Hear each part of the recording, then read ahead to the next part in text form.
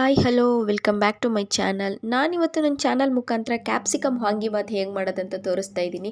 ಎಲ್ಲರೂ ಯೋಚನೆ ಮಾಡ್ಬೋದು ಕ್ಯಾಪ್ಸಿಕಮಲ್ಲೂ ವಾಂಗಿಬಾತ್ ಮಾಡ್ಬೋದಾ ಅಂತ. ಮಾಡ್ಬೋದು, ಮಾಡೋಣ ಬನ್ನಿ.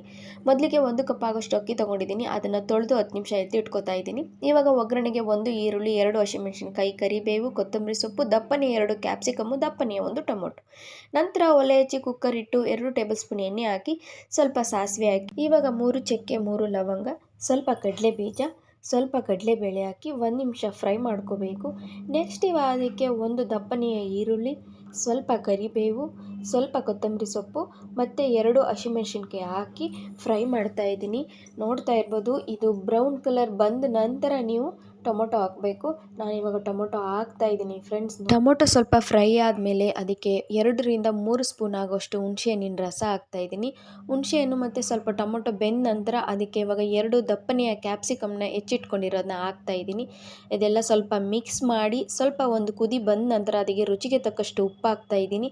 ಸ್ವಲ್ಪ ಕುದಿ ಬಂದಮೇಲೆ ನೆಕ್ಸ್ಟ್ ಇವಾಗ ಅದಕ್ಕೆ MTR ಅವರ ವಾಂಗಿಬಾತ್ ಮಸಾಲ ಪೌಡರ್ ಹಾಕ್ತಾ ಇದ್ದೀನಿ. 2 ರಿಂದ 3 ಸ್ಪೂನ್ ಹಾಕ್ತಾ ಇದ್ದೀನಿ. ಹಾಕಿ ಮತ್ತೆ ಅದನ್ನು ಇನ್ನೊಂದ್ಸಲ ಮಿಕ್ಸ್ ಮಾಡಿ ಒಂದು ಕುದಿ ಬಂದ ನಂತರ ಅದಕ್ಕೆ ತೊಳೆದಿಟ್ಕೊಂಡಿರುವಂಥ ಅಕ್ಕಿ ಹಾಕ್ತಾ ಇದ್ದೀನಿ.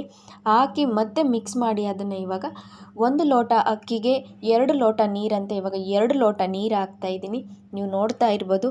ನೆಕ್ಸ್ಟ್ ಒಂದು ಸಲ ಮಿಕ್ಸ್ ಮಾಡಬೇಕಿವಾಗ. ಮಿಕ್ಸ್ ಮಾಡಿ ನಂತರ ಒಂದು ಕುದಿ ಬಂದ ಮೇಲೆ ಲಿಡ್ನ ಕ್ಲೋಸ್ ಮಾಡಬೇಕು.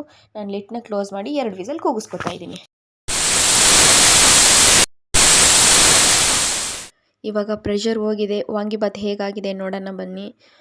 ಫ್ಲೇವರ್ ಅಂತೂ ಘಮ್ ಅಂತ ಇದೆ. ಸೊ ನೋಡಿ ಎಷ್ಟು ಬಿಡಿ ಬಿಡಿಯಾಗಿ ಬಂದಿದೆ ಕ್ಯಾಪ್ಸಿಕಮ್ ವಾಂಗಿಬಾತು. ಸೊ ಕ್ಯಾಪ್ಸಿಕಮಲ್ಲೂ ವಾಂಗಿಬಾತ್ ಮಾಡ್ಬೋದು ಅಂತ ಇವಾಗ ಗೊತ್ತಾಗಿದೆ ಅನ್ಕೋತೀನಿ. ಸೊ ನೀವು ನಿಮ್ಮ ಮನೆಗಳಲ್ಲಿ ಒಂದ್ಸಲ ಟ್ರೈ ಮಾಡಿ.